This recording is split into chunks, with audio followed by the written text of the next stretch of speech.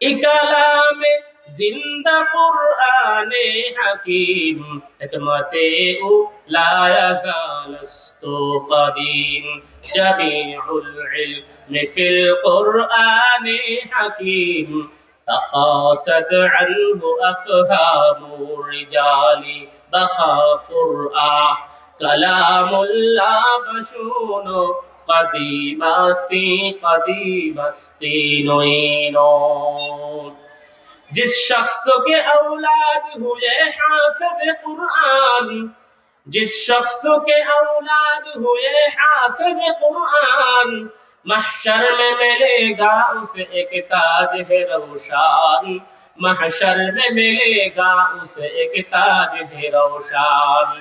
जिस शख्स ने कुरान को सीनों में बसाया, जिस शख्स ने कुरान को सीनों में बसाया, फिरदौस मुअल्ला में मकान अपना बनाया, फिरदौस मुअल्ला में मकान अपना बनाया। 10 अहले जहन्नम की सुपारिश वो करेगा, 10 अहले जहन्नम की सुपारिश वो करेगा, फिरदौस में लेकर वो उन्हें साथ चलेगा, फिरदौस में लेकर वो उन्हें साथ चलेगा। हर हरफ में 10 नेकियां पाते हैं मुसलमान, हर हरफ में 10 नेकियां पाते हैं मुसलमान। ये काबिल सदरश्क है हामिल कुरान, ये काबिल सदरश्क है हामिल कुरान। 15টা বছর কেটে যাওয়ার পর রাসূলের বয়স হলো 40 বছর। আম্মাজান হযরত খাদিজাতুল কুবরা রাদিয়াল্লাহু তাআলা আনহার বয়স হলো 55 বছর। যখন আম্মাজানের বয়স 55 বছর, রাসূলের বয়স 40 বছর, আম্মাজান মনে মনে লক্ষ্য করলেন, চিন্তা ভাবনা করে দেখলেন তার স্বামী মুহাম্মদ তাকে আগে যেভাবে ভালোবাসতো এখন আর সেভাবে ভালোবাসে না। কেমন যেন তার থেকে দূরে দূরে থাকে, আগের মতো মহব্বত করে না। হঠাৎ একদিন গভীর রাতে আম্মাজান খাদিজাতুল কুবরা রাদিয়াল্লাহু তাআলা আনহা লক্ষ্য করলেন তার কলিজার টুকরা স্বামী তার পাশে নাই, কোথায় যেন চলে গেছে, হারিয়ে গেছে। আম্মাজান খাদিজাতুল কুবরা পেরেশান হলেন, বাতি নিয়ে মক্কার অলিতে গলিতে খুঁজতে শুরু করলেন, কোথাও মুহাম্মদকে পাওয়া যাচ্ছে না। জাবালে আবি কুবাইসের ভিতরে গিয়ে জাবালে আবি কুবাইসকে ডেকে বলে, ও জাবালে আবি কুবাইস, আমার স্বামী কোথায়, আমার স্বামী কোথায়, হারিয়ে গেল। বাইতুল্লাহর সামনে বসে বান্দে, বাইতুল্লাহর সামনে বসে বলে, ও বাইতুল্লাহ, আমার স্বামী কই, আমার স্বামীকে এনে দাও। রাসূলকে কোথাও পাওয়া যাচ্ছে না। আম্মাজান খাদিজাতুল কুবরা রাদিয়াল্লাহু তাআলা আনহা বাইতুল্লাহর সামনে বসে অঝোর ঝরায় কান্না শুরু করলেন। হঠাৎ করে রাসূল করিম সাল্লাল্লাহু আলাইহি ওয়াসাল্লাম বাইতুল্লাহর সামনে আসলেন। এসে দেখেন আম্মাজান খাদিজাতুল কুবরা কান্না করে, মাথার ভিতরে স্নেহের হাত দিয়ে বলে, ও খাদিজা, এত রাতে কেন তুমি বাইতুল্লাহর সামনে বসে কান্না করো, তোমার কি হয়েছে আমাকে বলো। এবার খাদিজা ডেকে বলে, নবী আমার, স্বামী আমার, আপনি যখন আমাকে বিয়ে করেছেন তখন আমার বয়স ছিল 50 বছর, আপনার বয়স ছিল তখন, আপনি যখন আমাকে বিয়ে করেছেন তখন আমার বয়স ছিল 40 বছর, আপনার ছিল 25 বছর। আজকে আমার বয়স 55 বছর, আপনার বয়স 40 বছর। আমাদের বৈবাহিক জীবনের 15টা বছর কেটে গেল। যেদিন আপনি আমাকে বিয়ে করেছেন, আমাকে দেখে শুনেই বিয়ে করেছেন, ভালোবেসে বিয়ে করেছেন। দীর্ঘদিন কেটে যাওয়ার পর কেন আপনি আমার সাথে এমন শুরু করলেন? কেন আপনি আমাকে আগের মতো ভালোবাসেন না? কেন আপনি আমার থেকে দূরে দূরে থাকেন? রাসূল করিম সাল্লাল্লাহু আলাইহি ওয়াসাল্লাম বলেন, ও খাদিজা, আমি তোমাকে ভুলি নাই, তোমাকে ভুলতেও পারবো না, কিন্তু কেমন যেন আল্লাহ রাব্বুল আলামিন আমাকে একা একা থাকাকে পছন্দ করে দিয়েছে। কেন যেন আমাকে একা একা থাকতে ভালো লাগে, কেন যেন আমার একা একা থাকতে মনে চায়, মানুষের সাথে মিশতে মন চায় না, আমি জানি না। ও খাদিজা, আমি এক রবের সন্তানে রয়েছি, আমাকে একটু সময় দাও, আমি সেই রবের পরিচয় আগে পাই, তারপরে তোমাকে আমার সময় দেব। ও খাদিজা, দীর্ঘদিন পর্যন্ত খোঁজার পর আমি আমার রবের সন্ধান পেয়েছি, রবের সাথে একটু পরিচয় পরিচিত হই, তোমাকে আমি জীবনে ভুলি নাই, তোমাকে আমি কখনো ভুলতেও পারবো না। এবার খাদিজাতুল কুবরা রাদিয়াল্লাহু তাআলা আনহা ডেকে বলেন, স্বামী আমার, আপনি আমাকে ভুলেন নাই, আপনি আমাকে আগের মতোই ভালোবাসেন, আমাকে আগের মতোই মহব্বত করেন। তার প্রমাণ আমি আপনার কাছে চাই। যদি আপনি আমাকে আগের মতোই ভালোবেসে থাকেন, তাহলে দয়া করে আপনি আমাকে জানাবেন আপনি কোথায় অবস্থান করেন এবং কোথায় যান। আপনি যেখানে যাবেন সেখানে গিয়ে আপনার খাবার আমি পৌঁছে দেব, আপনি যেখানে থাকবেন সেখানে গিয়ে আপনার পানির ব্যবস্থা আমি করব, আপনার কাপড় চোপড়ের ব্যবস্থা করব। এই জন্য সত্যি যদি আপনি আমাকে ভালোবেসে থাকেন, আপনি যেখানে যাবেন সেই জায়গার ঠিকানাটা আমাকে দিয়ে যাবেন। রাসূল করিম সাল্লাল্লাহু আলাইহি ওয়াসাল্লাম ডেকে বলেন, খাদিজা, বাইতুল্লাহ থেকে 2 কিলোমিটার পূর্ব দিকে একটা পাহাড় আছে, যে পাহাড়ের নাম হলো জাবালে রহমত। এই জাবালে রহমতের কাছে যাবা, জাবালে রহমতের 1 কিলোমিটার উপরে উঠবা, সেখানে দেখবে একটা গর্ত রয়েছে, সেই গর্তের নাম হলো গারে হেরা। আমি সেখানে আল্লাহ রাব্বুল আলামিনের ধ্যানমগ্ন অবস্থায় থাকি। তুমি যদি যাও সেখানে গিয়ে আমার সন্ধান পাবা। আম্মা জান খাদিজাতুল কুবরা রাদিয়াল্লাহু তাআলা আনহা কথা শুনলেন। রাসূল করিম সাল্লাল্লাহু আলাইহি ওয়াসাল্লাম গারে হেরার ভিতরে গিয়ে সময় কাটাতে শুরু করলেন। হঠাৎ একদিন আল্লাহ রাব্বুল আলামিন জিবরাইল আলাইহিস সালামকে রাসূলের কাছে পাঠিয়ে দিলেন। রাসূলের কাছে এসে জিবরাইল আলাইহিস সালাম বলতে লাগলো, ইয়া মুহাম্মদ ইকরা, ও মুহাম্মদ আপনি পড়ুন। রাসূল করিম সাল্লাল্লাহু আলাইহি ওয়াসাল্লাম বলেন, না আমি বিকারি, আমি পড়তে পারি না। আল্লাহ রাসূল সাল্লাল্লাহু আলাইহি ওয়াসাল্লাম বললেন, ফাখাযানি ফাকাত্তানি। আমি যখন এই কথা বললাম, জিবরাইল আমাকে ধরে চাপ দিয়ে ধরল। হাত্তা বালাগা মিনাল জাহাদ, মনে হচ্ছে যে আমার জান রূহ থেকে বের হয়ে যাবে, আমার জানটা শরীর থেকে বের হয়ে যাবে। এই কথাগুলো ইমাম আবু আব্দুল্লাহ মুহাম্মদ ইবনে ইসমাঈল বুখারী রাহমাতুল্লাহি আলাইহি তার রচিত গ্রন্থ বুখারী শরীফের সর্বপ্রথম অধ্যায়ে তিনি কায়েম করেছেন, বাবু কাইফা কানা বাদাউল ওয়াহি ইলা রাসূলিল্লাহি সাল্লাল্লাহু আলাইহি ওয়াসাল্লাম। আল্লাহ রাসূল সাল্লাল্লাহু আলাইহি ওয়াসাল্লামের উপরে কিভাবে আল্লাহ রাব্বুল আলামিন ওহী অবতীর্ণ করতেন, কিভাবে আল্লাহর রাসূলের কাছে ওহী আসতো, জিবরাইল কিভাবে ওহী প্রেরণ করতেন, সেই বর্ণনা তিনি দিয়েছেন। সেই হাদিসের ভিতরে আল্লাহর রাসূল বললেন, ফাখাযানি ফাকাত্তানি হাত্তা বালাগা মিনাল জাহাদ। আমাকে জিবরাইল এমন ভাবে চাপ দিয়ে ছেড়ে দেয়, মনে হয় যেন আমার রূহটা বের হয়ে যাবে। এভাবে 3 বার বলার পর জিবরাইল আলাইহিস সালাম আল্লাহ রাব্বুল আলামিনের হুকুমে আল্লাহর রাসূলের উপর আয়াত অবতীর্ণ করলেন, ইকরা বিসমি রাব্বিকাল্লাযী খালাক খালাকাল ইনসানা মিন আলাক ইকরা ওয়া রাব্বুকাল আকরামুল্লাযী আল্লামা বিল কলম। আল্লাহর রাসূলের উপর ওহী অবতীর্ণ হলো। মুহাদ্দিসিন ইকরাম বলেন, আল্লাহর রাসূলের উপর যখন ওহী অবতীর্ণ হলো, রাসূলের শরীরের ভিতরে কম্পন সৃষ্টি হয়ে গেল। রাসূল করিম সাল্লাল্লাহু আলাইহি ওয়াসাল্লাম বাড়িতে চলে গেলেন, আম্মা জান খাদিজাতুল কুবরার কাছে গেলেন, গিয়ে বললেন, ইয়া খাদিজা জাম্মিলুনি জাম্মিলুনি, আমাকে কম্বল দ্বারা ঢেকে দাও, কম্বল দ্বারা ঢেকে দাও। রাসূলকে কম্বল দ্বারা ঢেকে দেওয়া হলো। রাসূলের শীত যখন নিয়ন্ত্রিত হলো, রাসূল যখন একটু সুস্থ হলেন, আম্মা জান হযরত খাদিজাতুল কুবরা রাদিয়াল্লাহু তাআলা আনহাকে বলেন, ও খাদিজা, আমি মনে হয় মারা যাব, আমার এই অবস্থা কেন আমি জানি না, আমার কেমন যেন ভালো লাগে না, আমার সাথে এই ঘটনা ঘটেছে। যখন আল্লাহর রাসূল নৈরাশ হয়ে গেলেন, আম্মা জান হযরত খাদিজাতুল কুবরা রাদিয়াল্লাহু তাআলা আনহা নিজের স্বামীকে আল্লাহর রাসূলকে সান্ত্বনা দিলেন।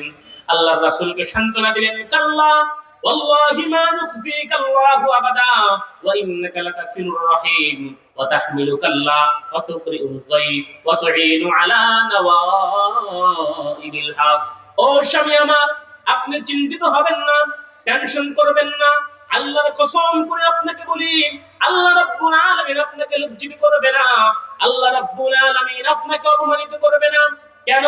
কারণ হলো আপনি অসহায় দুস্থ লোকদের বোঝা বহন করেন, মেহমানদের মেহমানদারি করেন, আত্মীয় স্বজনের সম্পর্ক বজায় রাখেন, আপনি যারা অসহায় গরীব তাদেরকে সাহায্য সহযোগিতা করেন।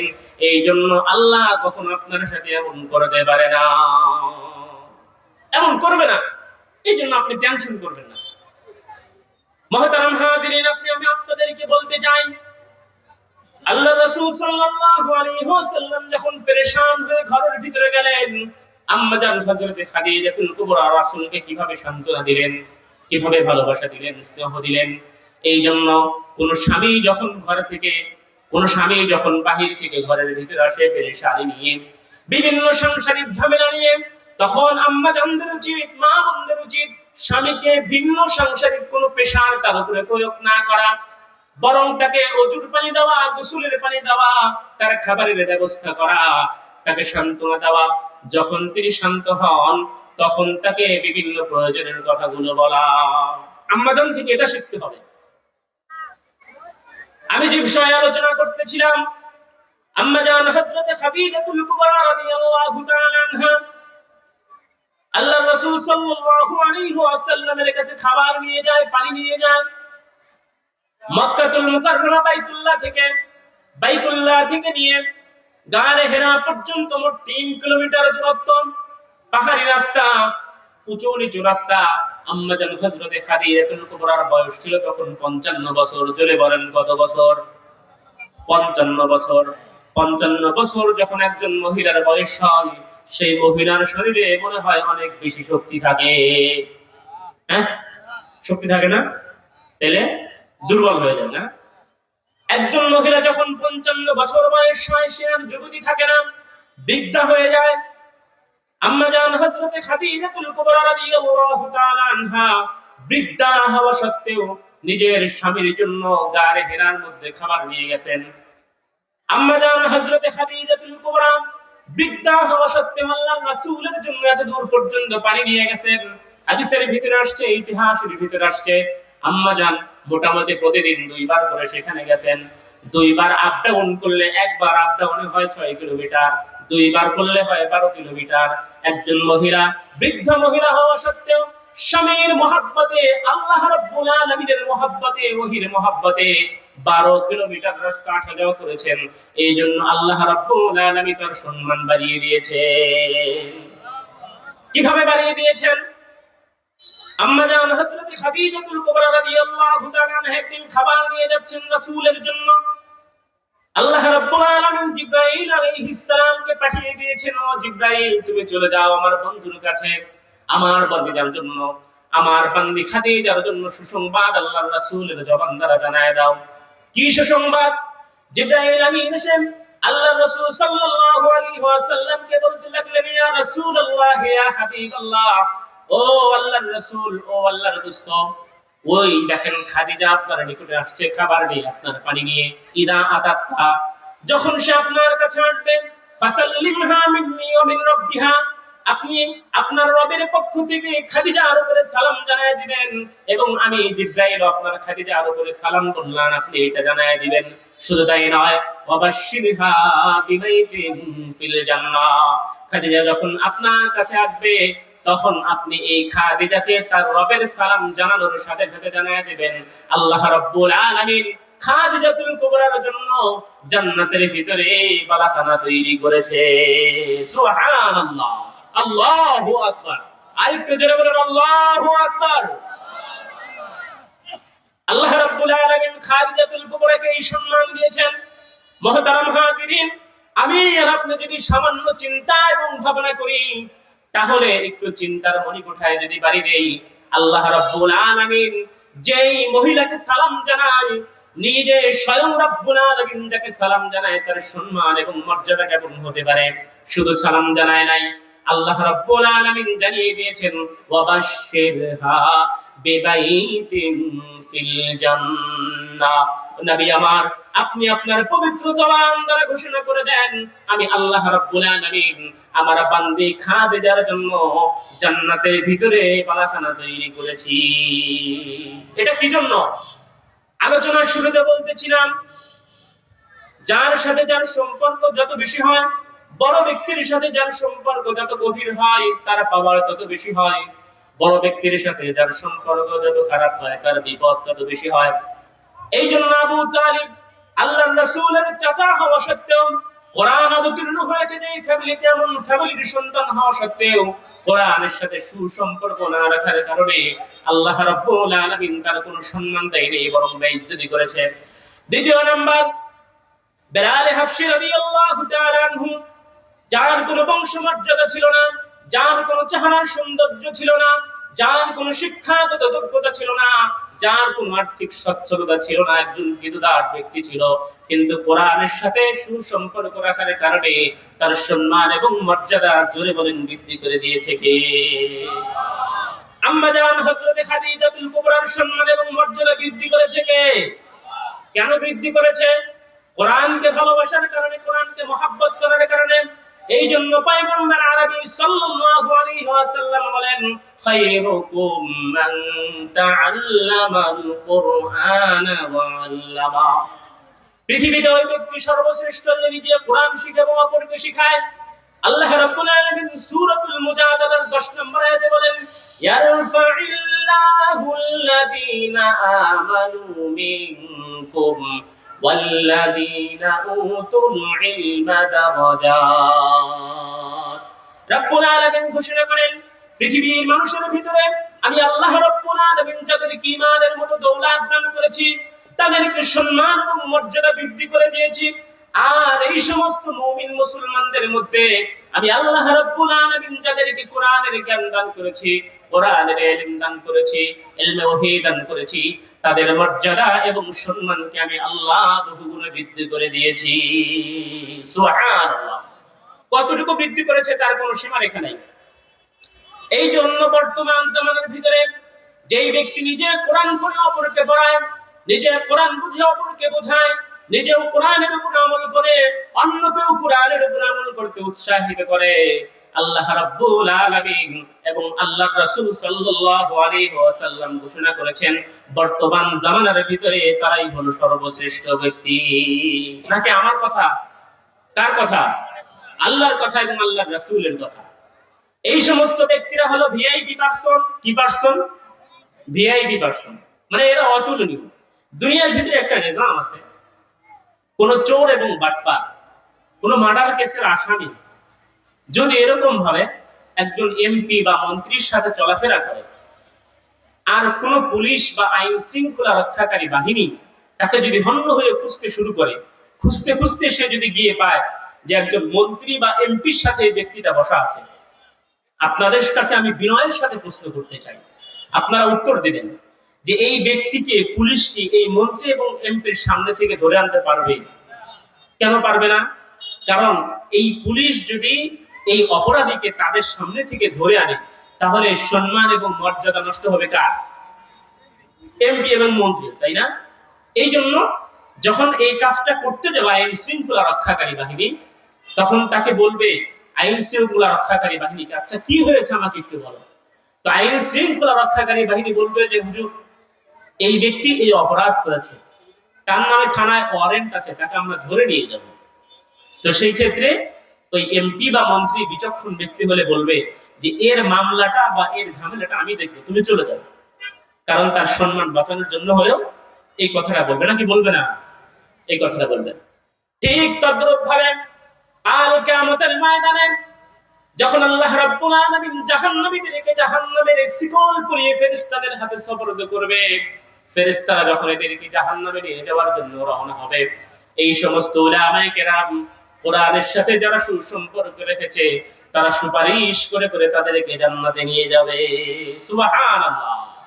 আল্লাহর রাসূল সাল্লাল্লাহু আলাইহি ওয়াসাল্লাম বলেন, ইয়াশফাউ ইয়াওমাল কিয়ামাতি আল আমবিয়া সুম্মাল উলামা সুম্মাশ শুহাদা।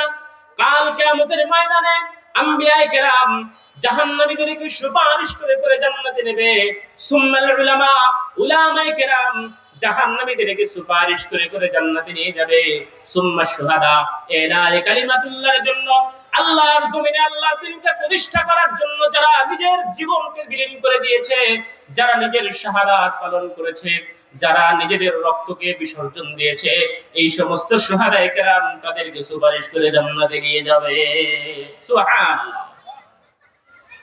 মুহতারাম হাজিরিন, দ্বিতীয় পর্যায়ের একজন ব্যক্তি যে শুধুমাত্র কোরআন পড়তে পারে, কোরআন পড়ে পড়ে নিজের সিনার ভিতরে কোরআনকে হিফজ করে নিয়েছে, তাকে আমরা হাফেজে কোরআন বলি। কি বলি?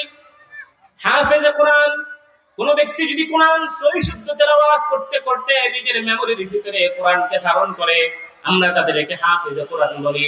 এই হাফেজে কোরআনের মর্যাদা আল্লাহর রাসূল সাল্লাল্লাহু আলাইহি ওয়াসাল্লাম বলেন, কোন হাফেজে কোরআন যদি কোরআনকে হিফজ করার পর তার পরবর্তী লাইফ স্টাইল কোরআন অনুযায়ী পরিচালনা করে, হালালকে হারাম হিসেবে জানে, হারামকে হারাম হিসেবে জানে, আল্লাহ রাব্বুল আলামিন তাকে জান্নাতের মেম্বারশিপ দিয়ে দেন। বলেন কি দেন?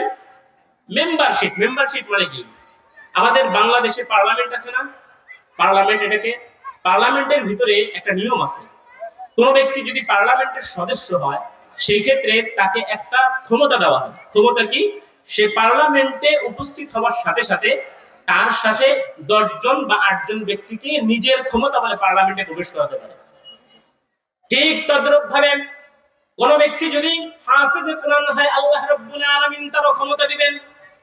আল্লাহর রাসূল পবিত্র জবানে ঘোষণা করেন, মান ক্বারাআল কুরআন ফাস্তাগফারাহু ফাআহাল্লা হালালাহু ওয়া হাররামা হারামা আদখালাহুল্লাহুল জান্নাহ ওয়া শাফাআহু ফি আশরাতিন মিন আহলি বাইতিহি কুল্লুহুম ক্বাদ ওয়াজাবাত লাহুন নার। কোন ব্যক্তি যদি হাফেজে কোরআন হয়, আল্লাহ রাব্বুল আলামিন তাকে জান্নাতের সিট দিয়ে দেন, সাথে সাথে তাকে এমন ক্ষমতা দেন, এই ব্যক্তি হাফেজে কোরআন নিজের পরিবার পরিজনের মধ্য থেকে এমন 10 জন ব্যক্তিকে সুপারিশ করে জান্নাতে নিয়ে যাবে, যাদের উপরে আল্লাহ রাব্বুল আলামিন জাহান্নাম অবধারিত করেছিলেন। যারা বলেন সুবহানাল্লাহ। আল্লাহ রাব্বুল আলামিন এই ক্ষমতাটুকু দেন। আমি আমার আলোচনা সংক্ষেপ করব, দীর্ঘ করতে চাচ্ছি না। উলামায়ে কেরাম আলোচনা করবেন। মুহতারাম হাজিরিন, দ্বিতীয় নাম্বার একজন ব্যক্তি, যে ব্যক্তি শুধুমাত্র সহি শুদ্ধভাবে কোরআন পড়তে পারে, তারও সম্মান আছে না নাই? আছে। আল্লাহর রাসূল সাল্লাল্লাহু আলাইহি ওয়াসাল্লাম বলেন, মান ক্বারা হারফান ওয়াহিদান ফালাহু হাসানাতুন ওয়াল হাসানাতু বিআশরি আমসালিহা। কোন ব্যক্তি যদি কোরআনের একটা হরফ উচ্চারণ করে, আল্লাহ রাব্বুল আলামিন তার আমলনামায় 10টি নেকি লিখে দেন। সুবহানাল্লাহ। কারি আসিম রাহমাতুল্লাহি আলাইহি যখন কোরআন তেলাওয়াত করত, কোরআন তেলাওয়াত করার সাথে সাথে তার মুখ দিয়ে শুকরান বিস্তৃত হতো, তার জবান দিয়ে শুকরান প্রবাহিত হতো। একদিন তার ছাত্ররা তাকে জিজ্ঞাসা করলেন, হুজুর, আপনি যখন কোরআন তেলাওয়াত করেন, আপনার মুখ থেকে কেন এত শুকরান বের হয়? কারি আসিম রাহমাতুল্লাহি আলাইহি উত্তর দেন, ও আমার ছাত্ররা, আমি যখন সহিহ শুদ্ধভাবে কোরআন তেলাওয়াত করি, আসমানের রহমতের ফেরেশতারা এসে আমার ঠোঁটে চুমু খেতে থাকে, আর এই চুমুর কারণে আল্লাহ রাব্বুল আলামিন আমার মুখ থেকে জান্নাতি সুঘ্রাণ এবং মিষ্ক আম্বরের ঘ্রাণ বের করে দেয়। সুবহানাল্লাহ। মুহতারাম হাজিরিন, এই জন্য কোরআন যেই ব্যক্তি পড়ে, কোরআন যেই ব্যক্তি বোঝে, কোরআনের উপরে যেই ব্যক্তি আমল করে, যেই ব্যক্তি কোরআনের হাফেজ হয়, আল্লাহ রাব্বুল আলামিন তার সম্মান এবং মর্যাদাকে বৃদ্ধি করে দেন। এই জন্য কোন এক কবি বলেছেন, এই কালামে জিন্দা কুরআনে হাকিম হিকমতে ও লা ইয়াজালস্তু কাদিম জামিউল ইলমি ফিল কুরআনে হাকিম তাকাসাদ আনহু আফহামুর রিজালি বাখা কুরআন কালামুল্লাহ বাশুনো कदीमस्ती नोइनो। जिस शख्स के औलाद हुए हाफिज कुरान, जिस शख्स के औलाद हुए हाफिज कुरान, महशर में मिलेगा उसे एक ताज है रोशान, महशर में मिलेगा उसे एक ताज है रोशान। जिस शख्स ने कुरान को सीनों में बसाया, जिस शख्स ने कुरान को सीनों में बसाया, फिरदौस मुअल्ला में मकान अपना बनाया, फिरदौस मुअल्ला में मकान अपना बनाया।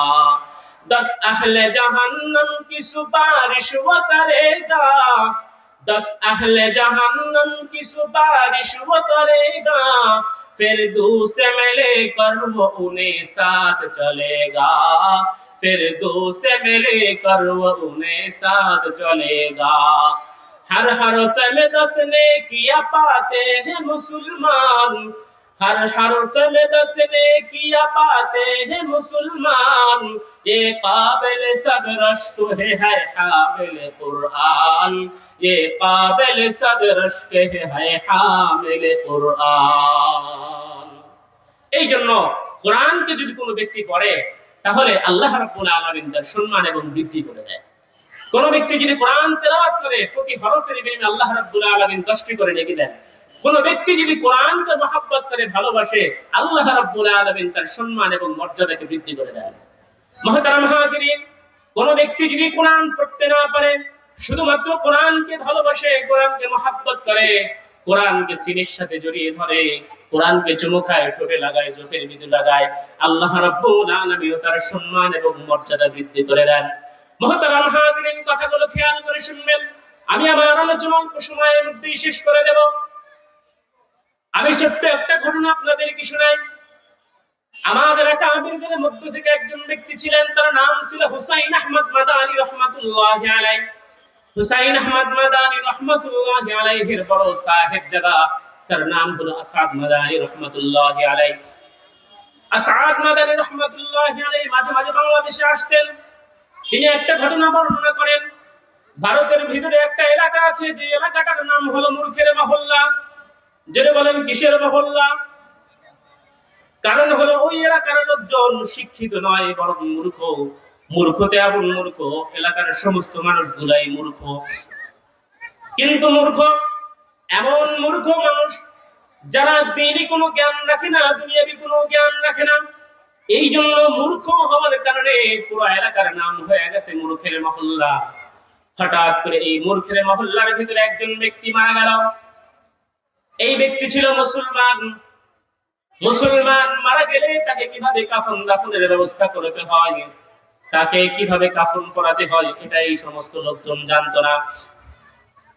কিন্তু এই তো মুসলমান, একে কবরস্থ করতে হলে অবশ্যই কাফন এবং দাফনের ব্যবস্থা করতে হবে, জানাজা পড়াতে হবে। লোকজন গুলো চিন্তিত হয়ে পড়ল। এলাকার মুরব্বীরা পরামর্শ করলো, আমরা যেহেতু মুসলমান, এই জন্য একজন মুসলমানকে মুসলমানের নিয়ম পদ্ধতিতে জানাজা এবং কাফন করতে হবে। আর আমাদের মধ্যে কেউ কাফন দাফনের ব্যবস্থা কিভাবে করে জানে না। এই জন্য আমরা যদি এই লাশটাকে মেন রাস্তার পাশে নিয়ে যাই, সেখানে হয়তো কোনো ভালো মানুষ, কোনো হুজুর মানুষ পাবো, দাড়ি টুপিওয়ালা মানুষ পাবো, তার সাহায্যে আমরা এই ভাইটাকে কবরস্থ করব। লোকজন পরামর্শ করে মেন রাস্তার পাশে নিয়ে গেলাম। মেন রাস্তার পাশে নামার পর দীর্ঘ সময় অপেক্ষা করার পর দেখতে পেল একজন ব্যক্তি বাইসাইকেলে করে আসছে, মাথায় টুপি আছে, গায়ে সুন্নতি পোশাক আছে, মুখের ভিতরে দাঁড়িয়ে আছে। দেখতে হুজুর মানুষের মতো মনে হয়। এই ব্যক্তির নাম হলো মুন্সি তমিজউদ্দিন। এই ব্যক্তির নাম কি? মুন্সি তমিজউদ্দিন। দলিল প্রমাণ সহ বলতেছি, এই ব্যক্তি, যেই ব্যক্তি হুজুর মানুষের মতো আসছে, এই ব্যক্তির নাম হলো মুন্সি তমিজউদ্দিন। ইনি হলো ফজলে রহমানগঞ্জে মুরাদাবাদী রহমাতুল্লাহি আলাইহির খলিফা। আর এই ফজলে রহমানগঞ্জে মুরাদাবাদী হলেন এরকম ভাবে শাহ আশরাফ আলী থানভী রহমাতুল্লাহি আলাইহির সাথী। ফজলে রহমানগঞ্জে মুরাদাবাদীর খলিফা মুন্সি তমিজউদ্দিন যখন লাশের কাছাকাছি আসলো, লোকজন তাকে ধরে অনুনয় বিনয় করে তাকে লাশ দাফন করার জন্য যখন অনুরোধ করলো, তখন তিনি লোকজনের সহযোগিতায় এই মৃত ব্যক্তিকে দাফন করলেন। জানাজা পড়িয়ে দাফন করে তিনি যখন তার কর্মস্থলে চলে গেলেন, তিনি ছিলেন একজন পুলিশ কর্মকর্তা। যখন তিনি চলে গেলেন, চলে যাবার পর অফিসে গিয়ে দেখেন তার পকেটের ভিতরে যে আইডি কার্ড ছিল, তার চাকরির যেটা সহায়ক ছিল, সেই জিনিসটা তার নাই। মনে মনে চিন্তা করলো, মনে হয় ভুলে বাসায় রেখে এসেছি। তিনি বাসায় চলে গেলেন। বাসায় চলে যাওয়ার পর তন্ন তন্ন করে খুঁজেও তিনি সেখানে পেলেন না। এবার তার মস্তিষ্কের মণিকোঠায় বাড়ি খেলো, মনে হয় আমার এই আইডি কার্ড কবরের মধ্যে পড়ে গেছে। তিনি তাড়াতাড়ি করে ওই এলাকায় ছুটে আসলেন। এলাকার লোকজনকে ডেকে বললেন, ভাই, আমি একজন পুলিশ কর্মকর্তা, আমার জীবিকা নির্বাহ হয় এই চাকরির উপরে ভিত্তি করে। আমার বাড়িতে ছোট ছোট সন্তান, নাবালক শিশু বাচ্চা রয়েছে। আমি যদি এই কার্ডটা না পাই, আমার পরিচয় পত্র না পাই, আমার হয়তো চাকরিটা চলে যাবে, আমার সন্তানগুলোর কষ্ট হবে। এই জন্য তোমরা যদি আমাকে একটু সহযোগিতা করো, মনে হয় তোমাদের যে ভাইকে আমি দাফন করলাম, সেই ভাইয়ের কবরের ভিতরে মনে হয় আমার এই আইডি কার্ডটা পড়ে রয়েছে। মহতারাম হাজিরিন, কথাগুলো খেয়াল করে শুনবেন, কথাগুলো দিলের কান ধরে শুনবেন। এই ব্যক্তি যখন এই কথা বললো এলাকার লোকজন বলল, হুজুর আমরা কি সহযোগিতা করতে পারি, আমাদের কি করণীয় হচ্ছে আমাকে বলুন। হুজুর বললেন, আমাকে আবার কবরটা একটু খুলে দাও, আমি দেখতে চাই এই আইডি কার্ডটা কবরের ভিতরে আছে কিনা। লোকজন জবাব দিল, হাল জাযাউল ইহসানি ইল্লাল ইহসান, ইহসানের বদলা, অনুগ্রহের বদলা অনুগ্রহ ছাড়া অন্য কিছু হতে পারে না। এই জন্য দুঃসময়ের ভিতরে যারা সহযোগী হয় তাদের কথা জীবনেও ভোলা যায় না। অসহায় অবস্থায় যারা সাহায্য সহযোগিতা করে, যারা দেখাশোনা করে, পাশে থাকে, অন্তত কথা দিয়ে হলেও সান্ত্বনা দেয়, তাদেরকে জীবনেও ভোলা যায় না, তাদের ঋণ কখনো পরিশোধ করা যায় না। লোকজন হুজুরের সাথে চলে গেল, কবরটা খনন করে